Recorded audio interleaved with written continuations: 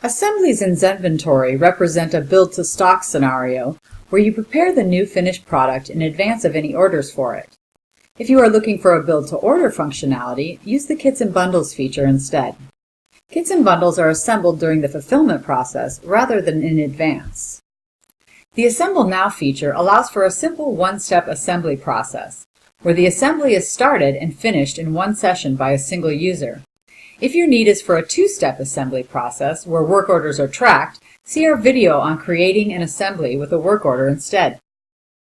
This video will demonstrate how to create an assembly without a work order.